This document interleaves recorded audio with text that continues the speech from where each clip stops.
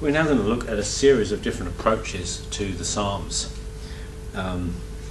ending up with one that many people have found particularly useful, that actually is a very recent addition by Brueggemann, who I've mentioned several times. The traditional approach to the Psalms has been, well, you've seen those Where's Willie books, haven't you, where you've got this crowd of people and you've got to find the guy in the white and red jersey. Traditionally, the way that we've approached the Psalms is to ask the question, where's David? So what does this psalm relate to in David's life? And sometimes we're told. So for example, Psalm 53 is when he commits adultery, and we also have another psalm when he was hiding from Saul. But we've sort of got into a bit of a feeding frenzy. You know, this psalm was written when David was facing this. This psalm was written. We found that we've looked to correlate what the psalm says to an event in David's life.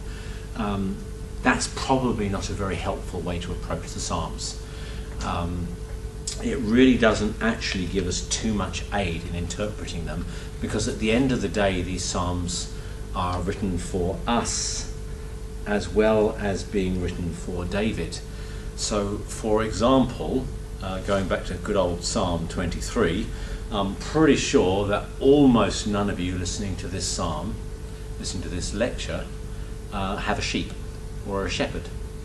Maybe the odd person out there is a shepherd, and maybe the odd one or two of you have got a lifestyle block and got your own sheep, and yet we understand Psalm 23. It speaks above its circumstance to us. Hermann Gunkel noted that the Psalms seem to fit into groups. There seem to be topics amongst the Psalms. And he based them on a literary basis, the kind of language that was used, the genre and the structure.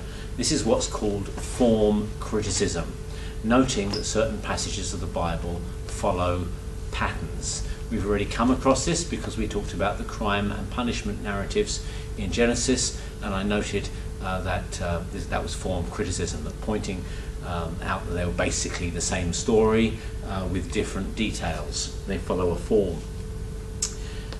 So how does this, he asked questions like, how does this psalm fit into the life of Israel? Who is the speaker in this passage? What was their role in life, and who was the intended audience? So he noted that often there is a particular intention behind the psalm. He noticed a lot of them seem to have cultic settings for use in the temple or perhaps in the tabernacle. He noticed that some of them share common moods and feelings and thoughts, and some of them share a common language and a common style. So he considered genre to be very important. And one of the key phrases here is sitzen im Leben, which is German for setting in life. So how was this psalm used? So we're not asking anymore, where was David in this psalm? What we're asking is, how did this psalm function within the faith of Israel, within the life of Israel? And they identified a lot of these psalms to be used at particular times, and some of them are very clear. I mean, there's the old psalm that very clearly talks about a king going out to battle, and that's quite clearly would have been used by either the men or a priest as he prepared for the people to go out to war. There are other psalms that very clearly talk about coronation of the king, so it's quite easy to figure out this was a psalm that would have been used at a coronation, or perhaps at every coronation. So how was it used? Where does it fit life? When they couldn't connect these psalms to particular events, sometimes they invented them. So covenant renewal ceremonies, which the Bible doesn't really speak about, but everybody else in the Middle East did, so we kind of assume Israel might have done. Types of psalm. So Gunkel noted that there were 5 major types of psalm. There were hymns of praise, and these included particularly songs about Zion, how wonderful Jerusalem is, and it's a great city. Enthronement psalms, how God's dominion reaches over the whole world. That's a psalm of praise. There are also communal laments. Lord, as a nation, we're facing all kinds of grief. Come and help us. So Psalm 137 that we've read is a communal lament. Royal psalms about human kings, about human coronations, about weddings, about going into battle. Personal, individual laments. Lord, my life sucks. And usually you will find that there are a very limited number of things that the psalmist is complaining about.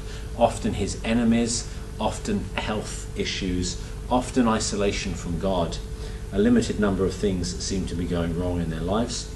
And then individual psalms of thanks, which thank God for deliverance. Then he noted there are 7 other minor types of psalm. So there are wisdom psalms. Now Psalm 1 is a wisdom psalm. We know that because it starts off with the word asher, which means blessed or happy, and that's a word that's consistently connected with wisdom. Torah psalms is also a Torah psalm. 119 is a Torah psalm, and you'll find a few others. The odd liturgies, the odd prophetic psalms, like 21 and 69, the psalms that talk about Jesus' death.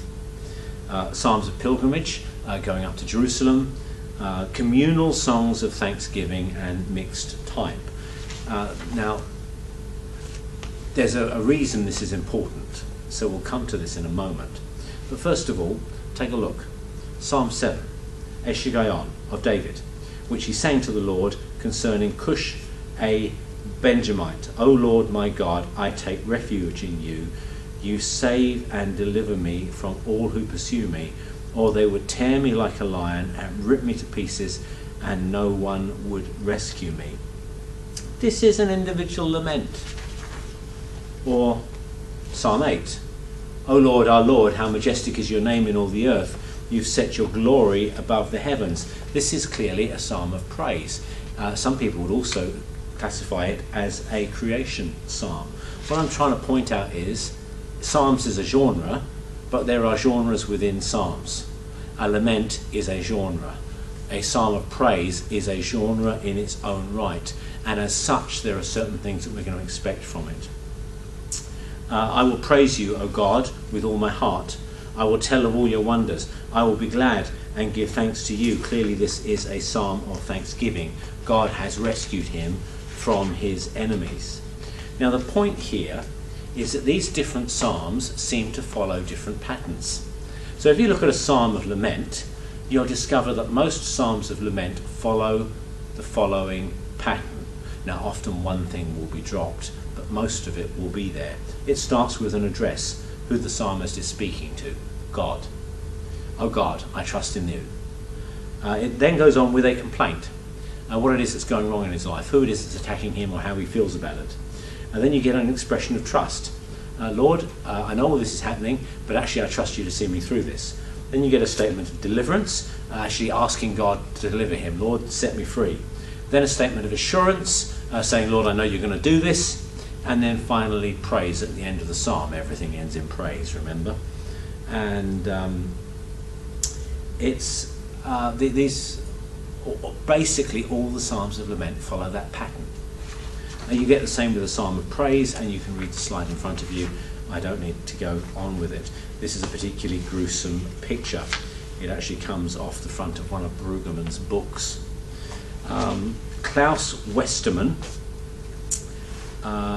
noted, with regard to the order, that the psalms seem to go from lament to praise. 2 basic types of psalm, lament and praise. So Gunkel suggested that there were 5 major types and 7 minor types. Westermann wants to suggest that there are only 2, lament and praise, and he considers that the point of the book is that lament leads to praise. And I think it should do in our lives too. I think lament should always end up with praise. I think that's really good. Oh, here's another bit of that picture. That guy looks really unhappy. Actually, he looks somewhat zombie-esque. This leads us to Walter Brueggemann. and his particular ideas about the Psalms. And he suggests there are three kinds of psalm. There are psalms of orientation, psalms of disorientation, and psalms of new orientation or reorientation. And this has been hugely influential and is extremely helpful in the life of the church today. Psalms of orientation are psalms where everything is good, where I'm doing the right thing and God is blessing me because I'm doing the right thing, where the evil are getting punished because of the evil that they do, where everything is going well and God is behaving the way that God should behave, and life is sweet. Psalm 23, according to Brueggemann, although I've suggested it might not be quite as positive as he suggests, is a psalm of orientation. Psalm 91 is classically a psalm of orientation. And then you get psalms of disorientation, when things are not going the way that we expect them to go. When we're doing the right thing, but instead of blessing us, we seem to be going through pain and difficulty, where our enemies seem to have the upper hand. And then there are psalms of new orientation. So orientation expresses confidence in God and in his word. Secured, settled matters of faith. This is how faith works. This is what God will do. This is why I'm a Christian. And when I pray, God will always answer. He will always heal. He will do all these things because this is what it says in the Bible. When I put my tithe into the offering, I will automatically get back much more than I put in. And the world is ordered, it's reliable, and it follows the rules of faith. Life is predictable. Psalm 91. Whoever dwells in the shelter of the Most High will rest in the shadow of the Almighty. I will say of the Lord, he is my refuge and my fortress, my God in whom I trust. Surely he will save me from the fowler's snare and from the deadly pestilence. He will cover you with his wings, and under his wings you will find refuge.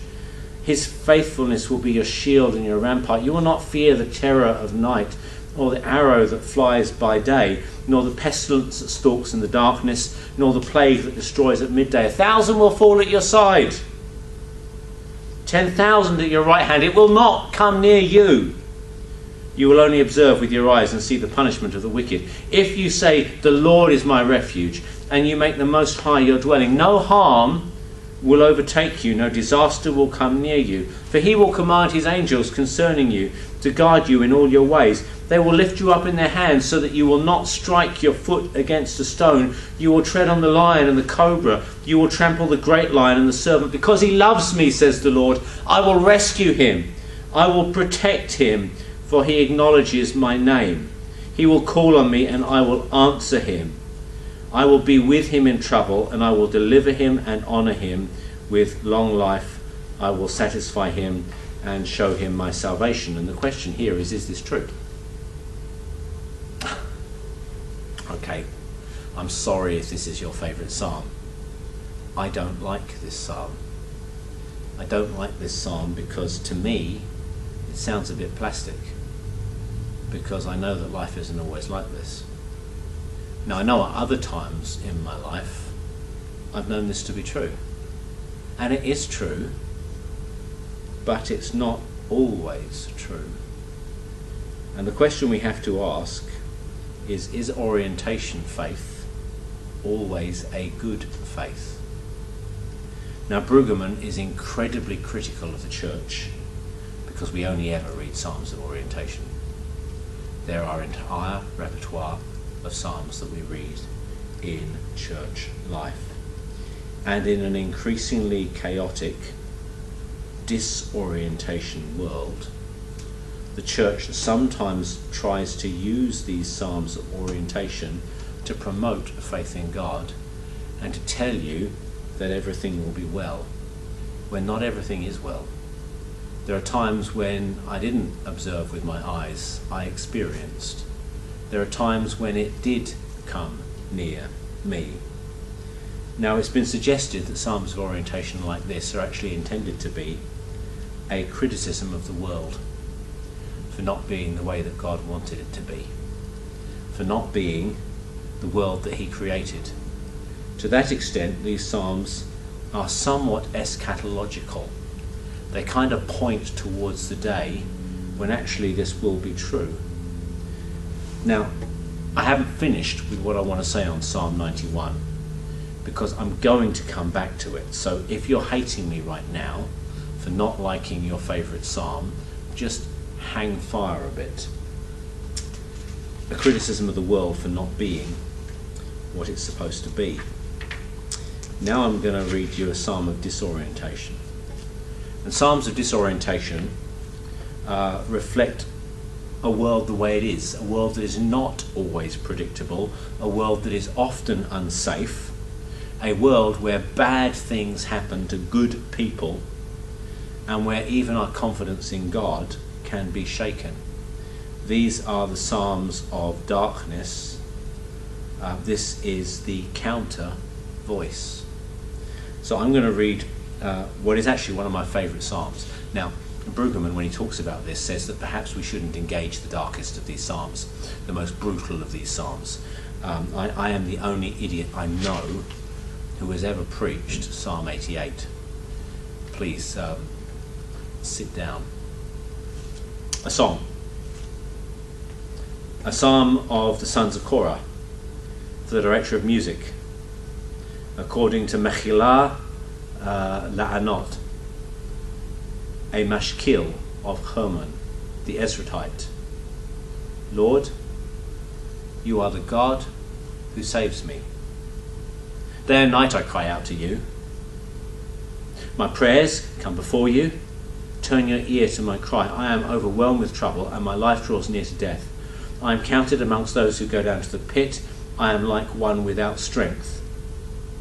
I am set apart with the dead, like the slain who lie in the grave, whom you remember no more, who are cut off from your care. You put me in the lowest pit, in the darkest depths.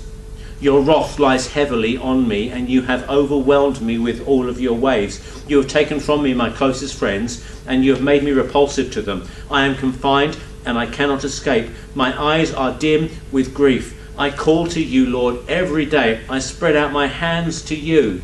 Do you show your wonders to the dead? Do the spirits rise up and praise you? Is your love declared in the grave, and your faithfulness in destruction? Abaddon, the same phrase that comes up in Revelation.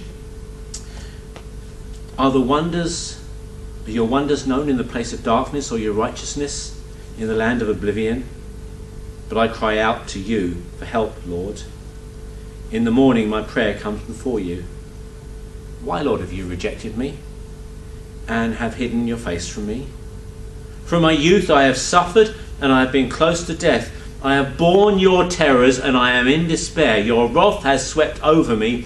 Your terrors have destroyed me all day long. They surround me like a flood. They have completely engulfed me. You have taken from me friend and neighbour. Darkness is my closest friend. Now, in context here, darkness presumably means death. Now, this is sometimes called the Job psalm because it seems to express what Job is going through. And sometimes this psalm is also related to Christ, to his death on the cross, although neither of those really accounts for the psalm in its own right. The question is this psalm true? And I guess the answer you've got to give is a little bit like the answer you've got to give to Psalm 91. Well, yes, actually, sometimes it is true. I had days like this, fortunately only days. But when you look into the history of Christianity, there are people who have suffered incredibly for the Lord and have gone through incredibly dark times. And actually I find this psalm really reassuring. The psalmist says that it's God that's done all this to him. He can only see that it's God. Now, psalms are from below, so that doesn't necessarily mean that it was God, but he certainly sees it as God. And yet, not for one moment does he lose his faith in God. And if he can come through a difficult time and still trust God, if he can even blame God for what he's going through, then what about me? Now the truth is, there are people in our congregations who actually need to hear this message. They need to know that God doesn't forsake them in dark times. They need to know that in their pain they can cry out to a God who listens. There are many of these psalms in the Bible. This one is unique in that most of the psalms of disorientation end with a positive note. They end with an expectation that God is going to step in. But here the only expectation is death. Now, I will admit that Psalm 91 is not wholehearted in its orientation. It acknowledges that we will face trouble. It's not quite as plastic as it may seem. But what I want to get at here is these psalms are only really 3 psalms apart. Psalm 88 and Psalm 91. And I want to point out you can't really have Psalm 91 unless you're prepared to have Psalm 88 as well.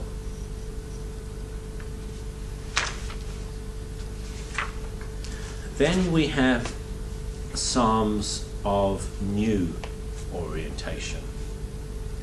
Because Brueggemann points out that in times of disorientation we change. In orientation we don't tend to change. They tend to be fairly static times in our lives because we've got no reason to change. God is doing the things that God is supposed to do and life is good. So why would you change?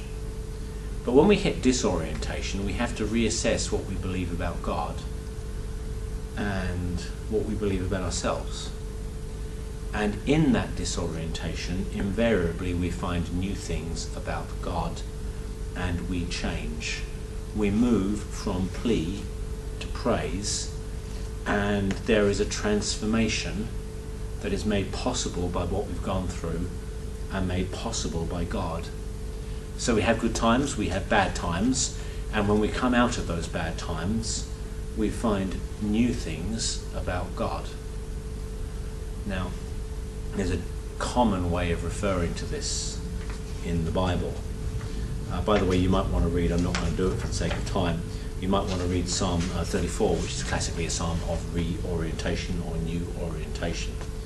Now, what Brueggemann wants to point out here is that these phases in our lives are cyclical. We go from orientation to disorientation to new orientation. And these things will move in our lives. We have a settled view of God. We have an idea of what we're capable of and what God will do in our lives. And then we hit a crisis.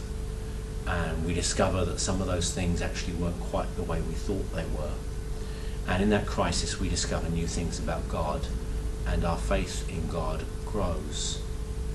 That new orientation then becomes our orientation, and we go through the whole thing again. So we talk about this in biblical terms, or in modern church terms, as hills and valleys. We all have the mountaintop experience, when God is so close, when he answers all of our prayers, and when everything is good. And it's wonderful, and I love those times. But the truth of the matter is you don't grow there. Then we have the valleys, when everything we believe is challenged, when we face all kinds of difficulty. And ironically, it's in the valley that you have to grow. You don't need faith when God answers all your prayers straight away. You need faith when you're praying and God is not answering, to hold on and say, yes, I believe, God, you will answer this prayer. It's in the valley that your faith grows. And the neat thing about the Christian life is, in the middle of every valley there will be another mountaintop. The not so neat thing, although personally I'm not complaining, is that when you're on that mountaintop, you know there's going to be another valley coming, and you will grow in God. Now, if you want this understood in biblical terms, then think about it in terms of the death and resurrection of Jesus. The disciples have lived with Jesus for 3 years, and they've seen all the amazing things that he does and all the amazing things that they've heard, and they have developed a nice, clean, clear-cut theology about Jesus and who he is and what life is about. And then Jesus gets arrested. And then he gets tried and he gets convicted, he gets scourged, and he gets crucified. Now the 3 years, that's orientation. That little time standing around the cross thinking, how did this ever happen? That's disorientation. Everything they thought they know is being challenged. And out of that, when Jesus rises from the dead, they come to a new orientation. They thought Jesus was an amazing leader, an amazing teacher, an amazing miracle leader, but when he raises from the dead, they discover actually he's God. And they realize more about him, and they come to a new knowledge. So Brueggemann wants to say that this whole idea of orientation, disorientation, and new orientation is the spiritual path that every single one of us is on. And it's a path of growth. It's a good path. So what he wants to say is embrace the orientation, but embrace the disorientation too. Embrace the bad times, learn from them, grow in them, discover more about God. And as you go through this process, you will grow and you will change. And that is the end of the lesson.